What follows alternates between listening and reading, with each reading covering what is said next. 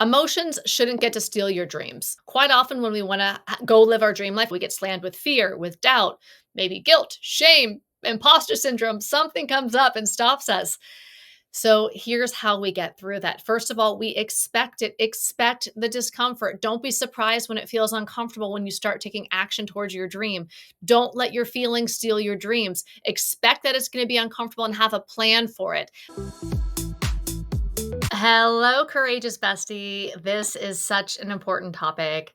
How to have courage, how to live more courageously, how to be courageous in sobriety, how to step out on your own in the world, how to courageously create your own path in life. So, if you've been wanting to live more courageously, if you've been wanting to come alive and to really go for it in life, now that you're sober, now that you're overcoming your anxiety, now that you want to start a purpose driven business, now that whatever is going on in your life and you have a dream on your heart, no matter where you are, no matter where you want to go, if you want to be more courageous, this podcast episode is for you. Now, backing up a little bit, I didn't always live courageously. I don't always live courageously. It's not something you have to do every day. It is something you can do every day. It's on offer to do when you have a goal on your heart, when you have a big dream and a big vision that you want to move towards, that's way the F outside your comfort zone.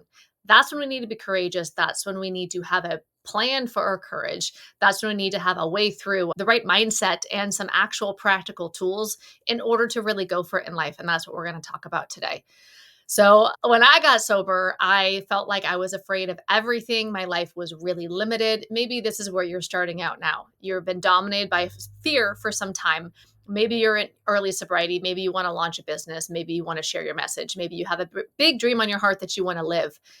And usually it is fear and sometimes skills, sometimes resources, sometimes ability, whatever that's blocking us. But quite often it is fear and our relationship with that fear that we can look at changing in order to expand our lives. Nothing is static. We are either growing and evolving or we are shrinking and contracting. The invitation here is to expand, to grow. Courage is about growth. Courage is about stepping outside of your comfort zone. So if this is your comfort zone, right? Courageous actions are outside by definition of our comfort zone. And that's how our comfort zone grows. And that's really what we want as a dream lever. We want to be courageous for the sake of our dreams. And so when I got sober, it felt like I was afraid of everything. It felt like all the fears. I was afraid to leave the house. I would have anxiety attacks at recovery meetings. I felt like I was unemployable. I wasn't working for quite a bit of my early sobriety. On and off, I had different contracting jobs.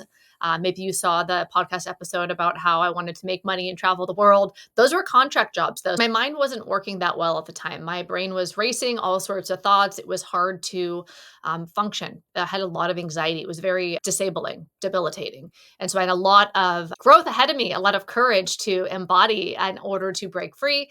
And this is the mindset that did not work for me. The mindset that did not work for me now that I was sober in early sobriety is the mindset that I had when I was drinking. The mindset I had when I was drinking was kind of, if it scares me, I'm not going to do it, or I'm going to drink to deal with my fear. So drinking to deal with fear is not an option in sobriety. Drinking to deal with fear is not an option for a courageous bestie, is it? Because we want to be courageous and expand our lives. And not doing the things that scare us isn't cool if it's something that's on our heart, if it's a dream that we want to live. So the question becomes like, how can I do this thing? And so when I stopped doing the things that scared me, I stopped driving on freeways. I stopped any kind of form at all of public speaking. I wouldn't talk in class. I wouldn't take courses in college that involve public speaking if possible. Like I did everything to avoid speaking publicly. I did not drive on a freeway for 3.5 years. So I had very specific phobias and dogs as well. I had very specific phobias. And I just said, well, I just won't ever do those things again. Now, that works in a way. Avoidance can work in a way to limit our fear, but as a courageous bestie, we're here to break through those fears when we have a dream on the other side. And so in sobriety, I had a new mindset. This is the mindset that I'm inviting you to consider adopting. And the mindset was I take action in alignment with my heart and my spirit. It's worth saying again because it sounds simple or easy or woo woo or whatever, right? But this is literally the mindset that I embraced in early sobriety that shifted everything. I take action aligned with my heart and my spirit.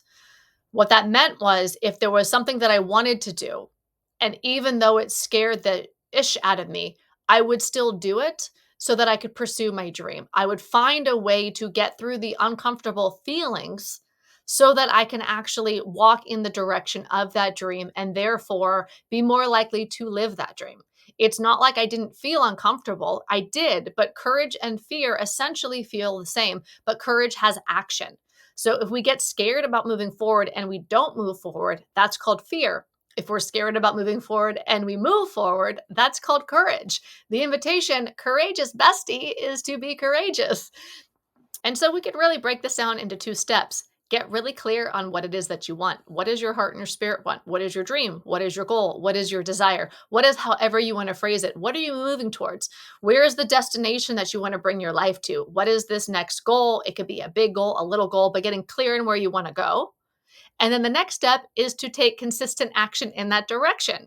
Now, as we take consistent action in that direction, we're going to feel uncomfortable AF, right? Because it's outside our comfort zone. That's what courage is. That is the courage. Here is the other thing that I embraced in early sobriety when I was working on my courage muscle. Yes, it is a muscle. We get used to it. We get used to being courageous and it changes our brains. All these new actions that we do for this new life build up and change our brains. When we get sober, we have a specific brain, right? Likely very damaged from alcohol, and that brain can rebuild. It's like the way I look at it is like alcohol, it injures our brain. It injures some of our abilities, our impulse control, for example, our interoception, our ability to feel what's happening inside of our body. And then in sobriety, some of that heals on its own. Just being out of harm's way, our body can actually heal, right? You take yourself out of alcohol is essentially a poison. You're no longer poisoning your body will start to heal on its own. So not only will it heal on its own, but we also actively do some of this healing or growth work or some sort of work to move our life forward.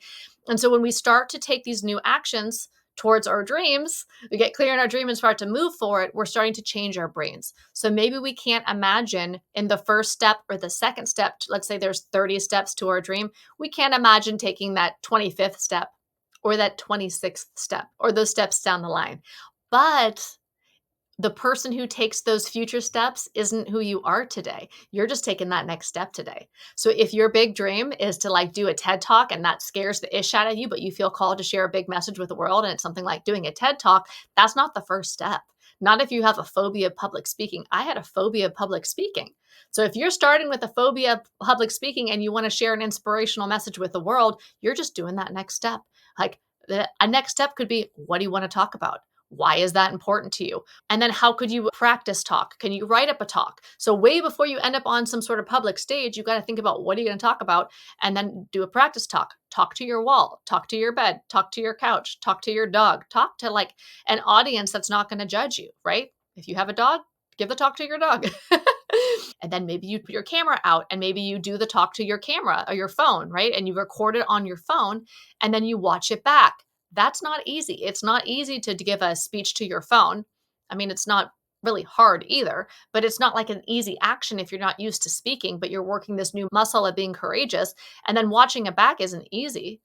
A lot of us don't like watching ourselves back, but watching yourself back, you'll be able to see what your audience would see, your dog, but actually a real audience, if you're going to do a talk on a stage, then you watch it back, then maybe you do it again because now you've been a little bit funny in the video and you know how you can correct it and you can work on mastery.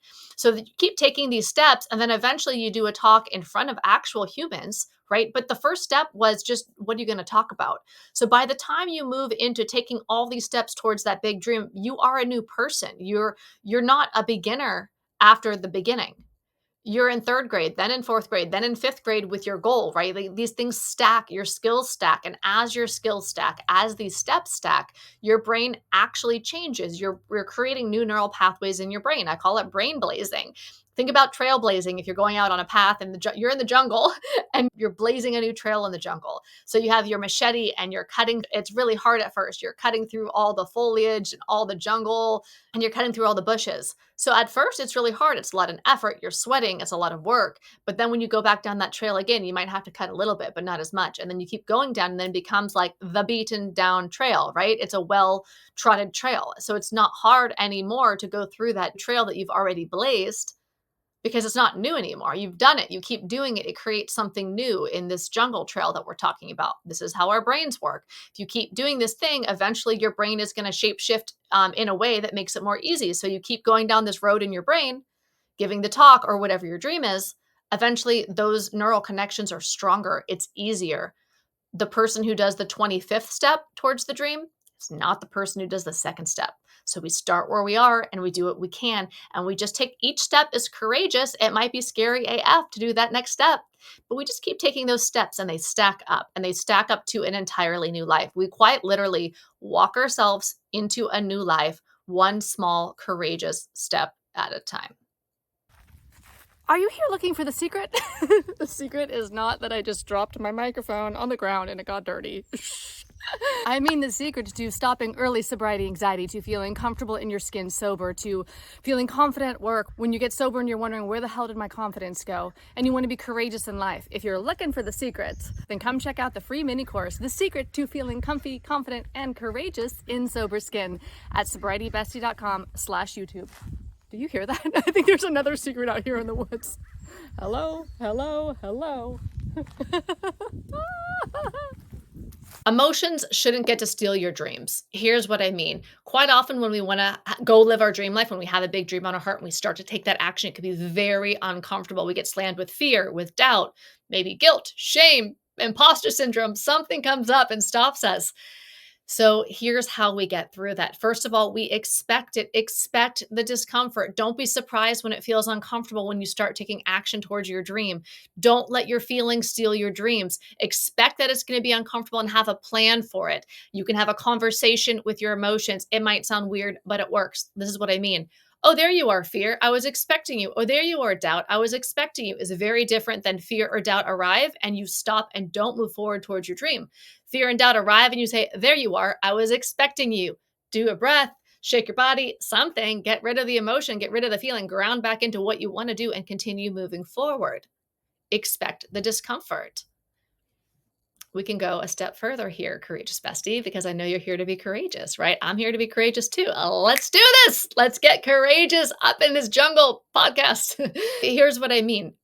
Not only do you expect discomfort, embrace it, become friends with it, learn to love it. Now, that might sound like heresy. Love discomfort. I'm inviting you to love discomfort. You could change your relationship with the discomfort, change your relationship with the so-called negative feelings or the things inside of you that you would prefer not to feel. So there's sensations in your body, we can call them emotions, that you prefer not to feel, whether it's guilt, shame, doubt, anger, rage, anything, anxiety. So you don't prefer to feel them, but they're here. So be with them. Bring your consciousness into the sensations inside of your body. Where are they? Become curious to where the sensations physically are inside your body, the ones that are emotions. Notice them and then boom, come back to conscious choice. Take that next step forward. You can be with your feelings without having them control your life. They don't need to jump into the driver's seat of your life. You can have the wheel of your life and drive it in the direction of your dreams. But you got to do the consciousness work is, well, that's what I'm inviting you to do is the consciousness work. That's what I do. That's what I teach my students to do. That's what I'm teaching you to do here is instead of having a feeling arise and then stopping, because you don't want to have a feeling arise inside your body and then stopping and not pursuing your dream, right? So when the feeling arises, notice it. Literally, where is it? Where the F is the feeling in your body? Notice it. Is it in your gut? Is it in your heart? Is it in your throat? Be one with the feeling. Bring your consciousness into it, your awareness. Notice where the sensation physically is in your body. Then open your eyes again, take a breath, and decide what you're going to do. How are you going to move forward? What's the next step? Take that step. If it feels uncomfortable, notice where it feels uncomfortable.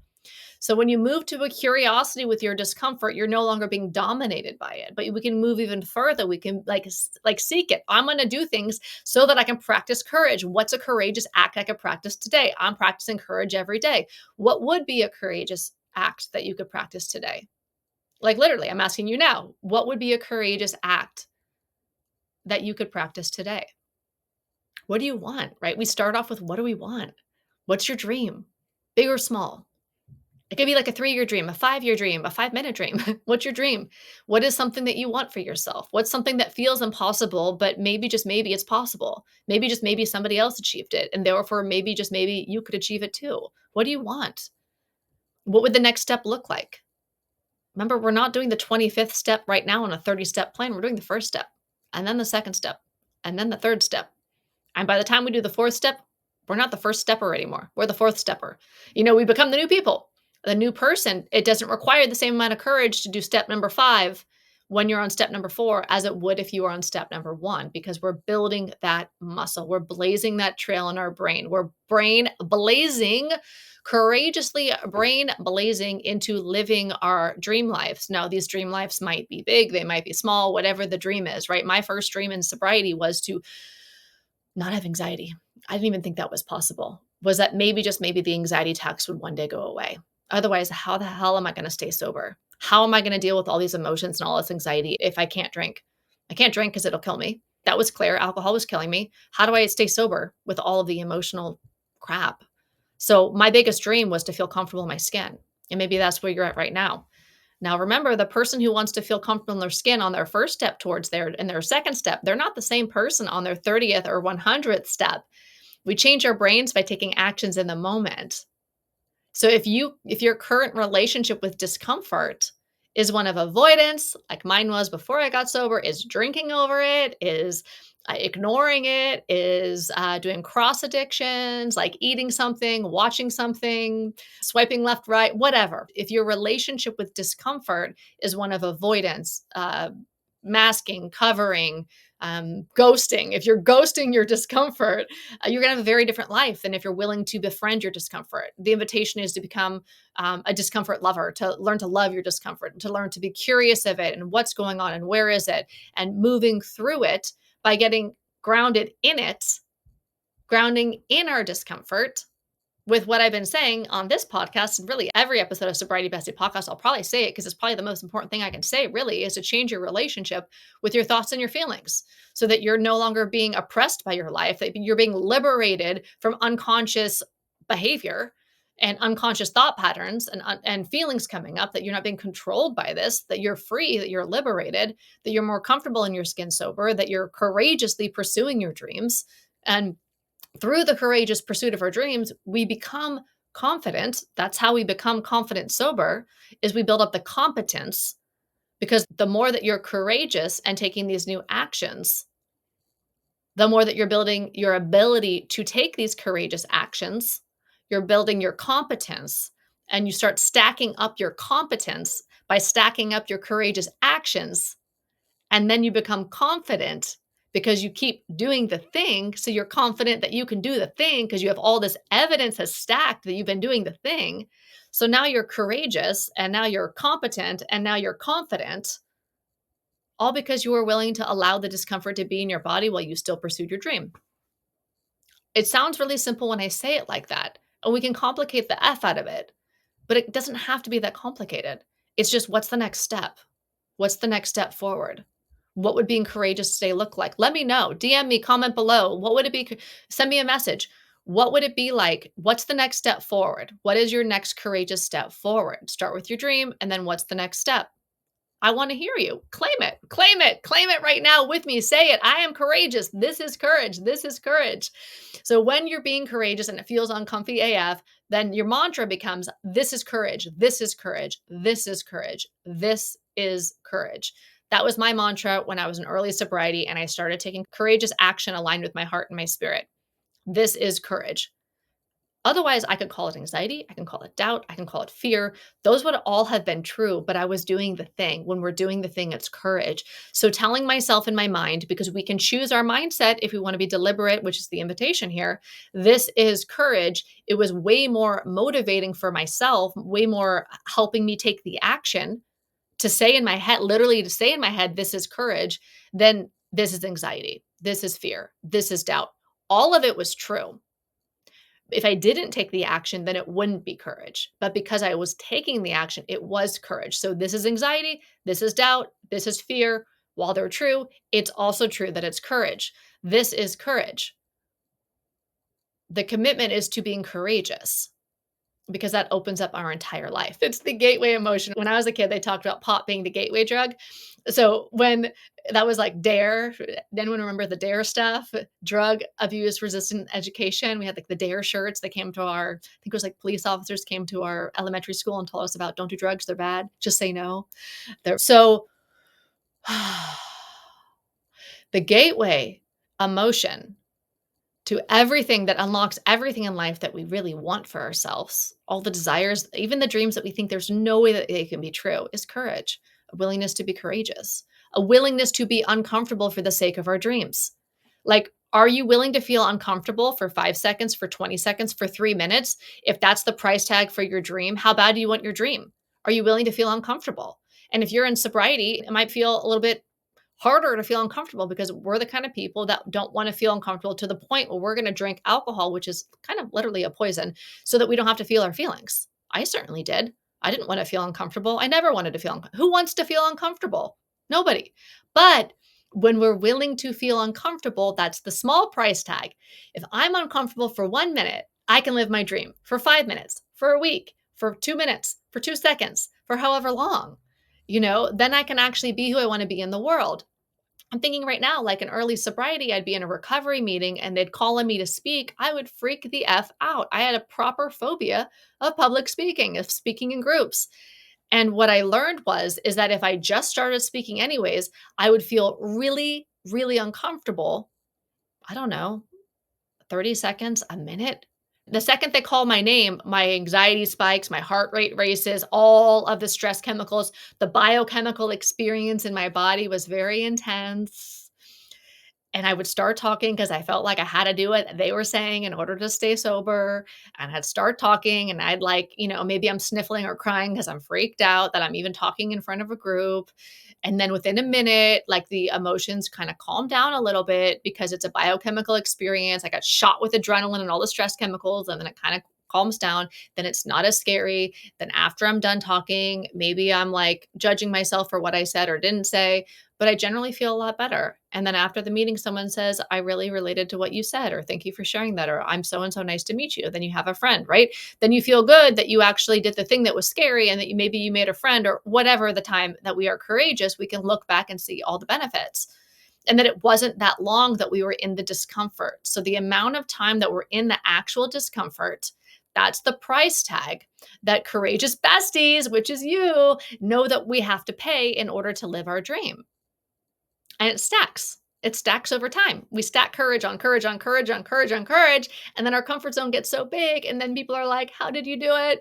How are you living your dreams in sobriety? How are you getting through all that uncomfortable stuff? And you're like, just one day at a time. I'm just feeling a little bit uncomfortable for the sake of my dream. I'm paying little steps each day. I'm paying a little bit. I'm paying a little bit of discomfort. And as I pay those little bits of discomfort every day, meaning I'm being courageous for the sake of my dream, the dividends stack. It becomes compounding interest. Our entire life blooms and it looks nothing like it used to. People are like, how the hell did you get over your anxiety? How are you sober? How are you living your dreams? How are you doing a TED Talk? How are you moving overseas? How are you doing a business? How are you doing all these things that obviously required a lot of courage? You're like, I'm a courageous bestie. I just one day at a time, my courage is stacking up and it compounds over time. So we're either not doing the things that scare us and our life shrinks and gets small, or we're doing the things that scare us that are aligned with our hearts and spirit or our dreams or desires, however you want to say it, and our life gets bigger and bigger and bigger. So the question is, what do you want? Let me know in the comments. What do you want? You want your life to expand over time? Do you want your life to contract over time? The choice is yours. The cost is a willingness to be uncomfortable in the moment. Are you willing to feel discomfort? Let it be inside your body as you pursue your dreams. I'm drilling this point home. I know I'm kind of repeating myself here because we can really simplify it like this. I really hope that you adopt this mindset because it can, it just might shift everything. And don't you want that for yourself? Don't you want an expanding life where you get to live a lot, if not all of your dreams? What if it is possible for you? What if you can overcome your anxiety? What if you can share your message with the world? What if you can master your emotions? What if you can suffer less or not suffer at all? What if you can do all the dreams that you always wanted to do? Things that seem so impossible right now. What if the impossible was possible? What if? And what if you just took that next step? And then the next day, take the next step. And then the next step. And then what would happen? You're stepping into a whole new life, right? New action leads to new life. And it starts to me with a commitment to being courageous. So we commit to courage. And when we're committed to courage as a principle that we live our life by, this is literally what I did to shapeshift my entire reality in early sobriety. And brings up emotion because I was totally fucked. I was afraid of everything. So I had to do something new for a new result. And so because I was afraid of leaving the house, I was afraid of driving on freeways and dogs and public speaking and having anxiety attacks every day. I made a commitment to myself. I'm willing to be as comfortable as long as it takes to recreate my life. I'm just willing to be uncomfortable. I couldn't imagine what my life would be like when I did that. It was way beyond my wildest dreams. I could not imagine that not only I'd overcome my phobia of freeway driving, that I would go on a 13,000-mile USA road trip where I drove the entire time. Somebody who avoided freeways for 3.5 years drove for 95 days across America and drove on all the freeways, like in all these states, right? From California all the way up to New York and Canada and down to Florida and Key West and all the way back. I could not have imagined that I'd go from a phobia of dogs to falling in love with a Bali dog, which is a quite aggressive breed that I was particularly afraid of. And the Bali dog, my quarantine bestie, was a Bali dog. I fell in love with this dog. I also went from a phobia of public speaking, as I've talked about, to obviously doing this podcast for you today, but doing talks on stages and choosing public speaking as a major part of my career. And the fear of leaving the house, I moved overseas for nearly a decade living on an island, being a digital nomad. So, how do you go from full on phobias to living it out fully in the same category? Is a commitment to courage. So, it doesn't matter what it is that you want right now. It matters that you commit to courage. And then each day you take that next step. And then as you take those steps, it adds up and you become a new person. It's easier to do the big talk when you've given the talk to your dog first. It's easier to drive around the country when you drove around the block first. It's easier to move overseas and be a digital nomad when you first leave the house and walk to the recovery meeting, walk to the store, walk outside. You just do the next step and you become a new person. And then new things are possible for you. And then that's how we live a life beyond our wildest dreams, one courageous step at a time. Can you commit to that? Can you commit today, right now, to taking one courageous step today? What's that courageous step? Let me know. Claim it. Write it down. Write it in the comments. What's the courageous step you're going to take today? That's all it is. What do you want? And what's the next step there?